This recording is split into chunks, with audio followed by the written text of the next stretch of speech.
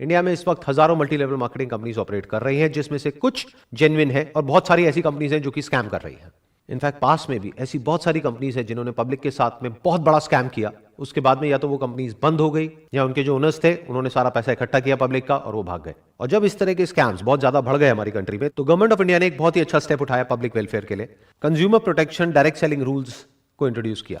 और अच्छी बात यह है कि ये सारे रूल्स हिंदी में भी लिखे हुए हैं और इंग्लिश में भी लिखे हुए हैं, जिससे कि कोई भी इंसान इसको अच्छे से पढ़ सके और समझ सके। इसका लिंक मेरी इस वीडियो के नीचे डिस्क्रिप्शन में है। इससे पहले कि मैं बात करूं कि ये रूल्स क्या है, हमको ये समझना बहुत जरूरी है कि जो डायरेक्ट सेलिंग इंडस्ट्री है, इसकी शुरुआत कैसे हुई थी और उसके पीछे का लॉजिक क्या था। तो जब इस इंडस्ट्री की शुरुआत हुई थी तो उसका लॉजिक बड़ा सिंपल सा था कि आपने एक प्रोडक्ट खरीदा, अगर वो प्रोडक्ट आपको पसंद आया एज कंज्यूमर, तो आपने आगे अपने फ्रेंड्स को और रिलेटिव्स को रिकमेंड किया। जब रिकमेंड किया तो उस कंपनी को प्रॉफिट हुआ, तो उस प्रॉफिट में से कुछ परसेंटेज उस कंपनी ने उस इंसान को दिया जिसने उस प्रोडक्ट को रिकमेंड किया। अगर इसी तरह से इस बिजनेस को एक्चुअल में किया जाए तो इसमें कुछ भी गलत नहीं है। लेकिन अगर एक कंपनी के जो डायरेक्ट सेलर्स हैं वो उस कंपनी के प्रोडक्ट के बारे में तो कोई बात ही नहीं कर रहे हैं, वो बात कर रहे हैं किसी ऐसे प्रोडक्ट के बारे में जिसका उस कंपनी के प्रोडक्ट से दूर दूर तक कोई कनेक्शन नहीं है। फॉर एग्जाम्पल, वो कंपनी बेच रही है साबुन, तेल, शैंपू, और वहां पर बात करी जा रही है मर्सिडीज की, BMW की, और उस कंपनी को आगे से आगे जो लोग ज्वाइन कर रहे हैं उनके ज्वाइन करने का मकसद उस कंपनी के प्रोडक्ट्स या सर्विसेज नहीं है, बल्कि पैसा कमाना है, यहां तक कि उनको प्रोडक्ट से कोई लेना देना ही नहीं है। तो ये एक कंप्लीट स्कैम है जिसको गवर्नमेंट ने पूरी तरह से बैन किया हुआ है। और इस स्ट्रक्चर में कुछ लोगों का तो फायदा होता है, बाकी लाखों लोगों के पैसे डूब जाते हैं। मैं आपको एक रियल लाइफ एग्जांपल देता हूं, उससे आप ज्यादा अच्छे से समझ पाएंगे।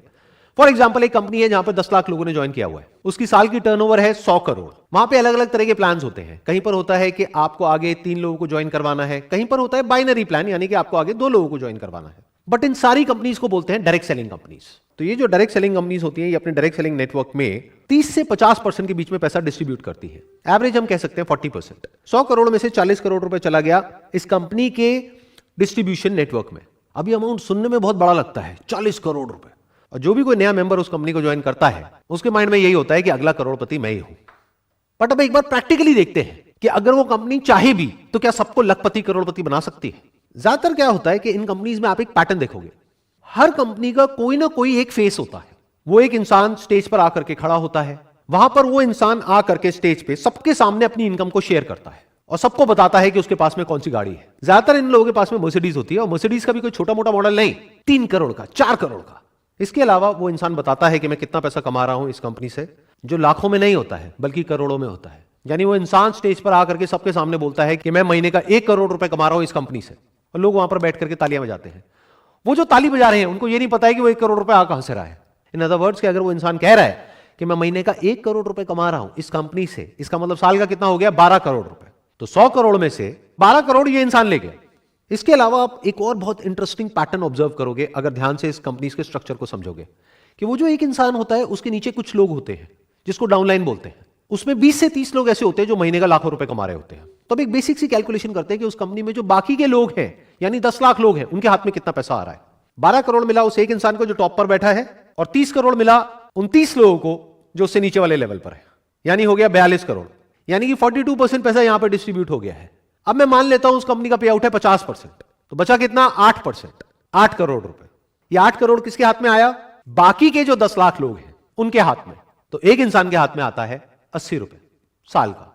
अब यहां पर समझने वाली बात यह है कि जो 80 रुपए है ये कैलकुलेशन के लिए एक एवरेज है, बट ऐसा एक्चुअल में नहीं होगा। एक्चुअल में क्या होगा, किसी के हाथ में हो सकता है 8,000 भी आ गया, किसी के हाथ में कुछ भी नहीं आया। तो मैं कोई नहीं होता आपको ये बोलने वाला कि आपको ये करना चाहिए नहीं करना चाहिए, ये डिसीजन आपका है, क्योंकि सिर्फ आपका पैसा नहीं लग रहा है, आपका टाइम भी लग रहा है। प्लस जब आप ऐसी कंपनीज को ज्वाइन करते हो तो बहुत सारी ऐसी कॉस्ट होती है जिसको आपने शुरू में कैलकुलेट नहीं किया होता है। जैसे इन कंपनीज के जो सेमिनार्स होते हैं, यूजुअली उसके लिए आपको टिकट खरीदनी होती है, ट्रैवल के पैसे लगते हैं, आपका टाइम यहां पर लग रहा है। तो आपको सारी कैलकुलेशंस करके चलना है कि आपने कितना पैसा और कितना टाइम लगाया, और साल के एंड में आपके पैसा कमाने की पॉसिबिलिटी क्या है। यानी कि अगर उस कंपनी में 10 लाख लोग हैं और कोई एक इंसान आकर के बोल रहा है कि मेरे पास में 3 करोड़ की गाड़ी है और 1 करोड़ रुपए मैं महीने का कमा रहा हूं, तो वहां पर बैठ करके तालियां नहीं बजानी है, बल्कि उस इंसान से यह पूछना है कि आपके ऐसे और कितने हैं इस कंपनी में। यह पूछना क्यों जरूरी है, क्योंकि वो पैसा वो जो इंसान कमा रहा है वो आपकी जेब से आने वाला है। तो अब सवाल ये उठता है कि क्या सारी मल्टी लेवल मार्केटिंग कंपनीज जितनी भी हैं वो सब फ्रॉड है। ऐसा नहीं है, कुछ कंपनीज जेन्युइन भी है। लेकिन अब इस फर्क को कैसे किया जाए कि कौन सी कंपनी जेन्युइन है और कौन सी फ्रॉड है। तो आज हम यही काम करने वाले हैं, हम डिटेल में समझने वाले हैं कि कौन सी कंपनी जेन्युइन है और कौन सी फ्रॉड है। इसके बेसिस पे नहीं कि मुझे क्या लगता है या आपको क्या लगता है, बल्कि इसके बेसिस पर कि हमारी कंट्री का लॉ क्या कहता है। 28 दिसंबर 2021 को गवर्नमेंट का एक नोटिफिकेशन आता है जिसमें कि जितनी भी डायरेक्ट सेलिंग कंपनीज हैं उन सबके लिए प्रॉपर गवर्नमेंट ने कुछ रूल्स बनाए। मैंने डिटेल में इन सारे रूल्स को स्टडी किया और इसमें से कुछ इंपॉर्टेंट पॉइंट्स को हाईलाइट किया हुआ है जो हम सबके लिए एज कंज्यूमर समझना बहुत इंपॉर्टेंट है। इसमें कहा जा रहा है, no direct selling entity shall adopt any unfair trade practice in the course of its business or otherwise and shall abide by the requirements specified in any law for the time being in force. In other words, वो company जो भी आपको commit कर रही है अपने products या services को सेल करने से पहले या उस कंपनी को ज्वाइन करने से पहले, उसके बाद में उस कंपनी को उन सारे कमिटमेंट्स को पूरा करना ही पड़ेगा। अपनी एडवर्टाइजिंग के थ्रू या अपने डायरेक्ट सेलर नेटवर्क के थ्रू या किसी भी तरीके से वो कंपनी कोई भी किसी भी तरह का गलत कमिटमेंट करके आपको ज्वाइन नहीं करवा सकती है। अगर ऐसा वो कंपनी कर रही है तो इन रूल्स के अकॉर्डिंग वो बिल्कुल गलत है। अगेन एक बहुत इंपॉर्टेंट पॉइंट है यहां पर, every direct selling entity shall ensure that the advertisements for marketing of goods or services are consistent with the actual characteristics, access and usage conditions of such goods and services. इसका मतलब यह है कि वो जो डायरेक्ट सेलिंग कंपनी है या जो उसका नेटवर्क है डायरेक्ट सेलर्स का, उसमें से कोई भी ऐसा कोई भी एडवर्टीजमेंट नहीं दे सकते हैं कहीं पर भी जहां पर के उस प्रोडक्ट को, उस सर्विस को या उस कंपनी का जो भी प्लान है उसको बहुत बढ़ा चढ़ा करके दिखाया जा रहा है कि वो है कुछ और उसको कुछ और ही दिखाया जा रहा है। अगर मैं इसका एक प्रैक्टिकल एग्जांपल आपको दूं तो आपने नोट किया होगा कि फेसबुक पर, इंस्टाग्राम पर, यूट्यूब पर ऐसी बहुत सारी एड्स आती हैं जहां पे किसी एक पर्टिकुलर सेगमेंट को टारगेट किया जाता है। जैसे कि अगर आप एक हाउसवाइफ हैं और घर बैठे बैठे लाखों रुपए कमाना चाहते हैं तो हमको कॉन्टैक्ट करिए। तो इस तरह की एडवर्टाइजिंग अगर कोई कंपनी कर रही है तो वो एक स्कैम है। अब ये एक पॉइंट है जो बहुत इंपॉर्टेंट है समझने के लिए। A direct selling entity which explicitly और इम्प्लिसिटली, मतलब कि डायरेक्टली या indirectly, vouches for the authenticity of the goods और services sold or guarantees that such goods or services are authentic shall bear the liability in any action related to the authenticity of such goods or services. मतलब कोई भी direct selling company या उसके साथ में जो भी लोग जुड़े हुए हैं वो ऐसी कोई भी गारंटी नहीं दे सकते हैं या कोई भी ऐसा क्लेम नहीं कर सकते हैं जिसको बाद में वो पूरा ना कर सके। फॉर एग्जाम्पल, वो कंपनी आपको ये कह रही है कि अगर आपने हमारी कंपनी को ज्वाइन किया और आप यहां से लाखों रुपए नहीं कमा सके तो आपके पैसे वापस हो जाएंगे, तो उस कंपनी को वो पैसे वापस करने ही पड़ेंगे। और यहां पर जो दो बहुत इंपॉर्टेंट वर्ड्स हैं वो है एक्सप्लिसिटली और इम्प्लिसिटली, मतलब कि या तो डायरेक्टली आपने गारंटी दी है या इनडायरेक्टली दी है, तब भी आप उस गारंटी को पूरी करने के लिए लायबल है। फॉर एग्जांपल, अगर कोई कंपनी आपको ये कहती है कि हमारा ये प्रोडक्ट है, ये सर्विस है, इसको आप परचेज करो, इसको परचेज करने के बाद में आपकी जो इनकम है वो 10 गुना बढ़ जाएगी, तो अगर वो 10 गुना नहीं बढ़ती है तो उस कंपनी ने जो भी क्लेम्स करे हैं उस सबको पूरा करने के लिए वो कंपनी लायबल है।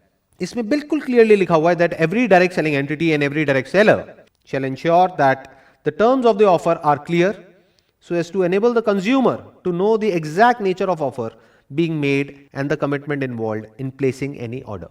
मतलब यूजुअली ऐसी कंपनीज में क्या होता है, ये आपके लिए एक तरीके का एक फनल बना देते हैं। यानी कि जब आप इन कंपनीज को ज्वाइन करते हो तो आपको कहा जाता है कि आपको सिर्फ 500 रुपए देना है या 1000 रुपए देना है। फिर वो 1000 रुपए देने के बाद में आपको पता लगता है कि आपको 5000 और देना है। फिर उसके बाद में आपको पता लगता है कि अब अगर अपने बिजनेस को आपको बढ़ाना है, आपको कमीशन चाहिए, तो आपको 5000 नहीं देना है, अब आपको 30000 देना है। एक तरह का एक ट्रैप बना दिया जाता है जहां पर आप अंदर जाकर के फंसते ही चले जाते हो। तो जो एक्चुअल इन्वेस्टमेंट होती है उस बिजनेस में वो उससे बहुत ज्यादा होती है जितनी की शुरू में दिख रही होती है या दिखाई जाती है। ये करना गलत है इन रूल्स के अकॉर्डिंग। आपको बिल्कुल क्लियर तरीके से उस इंसान को बताना है ज्वाइन करने से पहले, यानी उससे 1 रुपए भी लेने से पहले, कि इस स्टेज पर इतना इतना पैसा लगने वाला है। जैसे बहुत सारी कंपनीज ऐसी होती हैं जहां पर के ज्वाइन करने के बाद में अगर उन कंपनीज को आप कहोगे कि हमको डेटा चाहिए जिस डेटा को हम कॉल कर सके और जिनको ये प्रोडक्ट और सर्विस बेच सके, तो उस डेटा के भी वो कंपनी आपसे पैसे लेगी। यानी वो कंपनी आपको बोलेगी कि एक लीड का आपको 40 रुपए या 50 रुपए देना है, तो अगर आपको 100 लीड चाहिए तो आपको 5000 रुपए देना है एक महीने का। साल का कितना हो गया? 60,000 रुपए।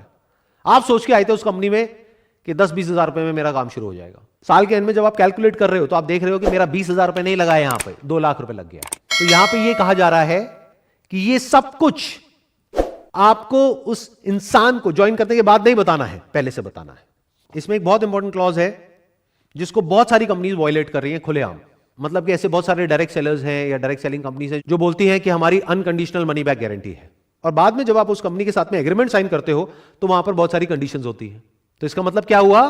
कहा कि जो मनी बैक गारंटी है वो अनकंडीशनल है, जबकि एक्चुअल में जब एग्रीमेंट की बारी आई तो वहां पर बहुत सारी कंडीशंस है कि पहले आपको ये करना पड़ेगा, फिर ये करना पड़ेगा, फिर ये करना पड़ेगा, फिर ये करना पड़ेगा, तब जाकर के आपके पैसे आपको वापस होंगे। ये गलत है, ऐसा आप नहीं कर सकते हो। इस क्लॉज को ध्यान से समझना, ये बहुत इंपॉर्टेंट है।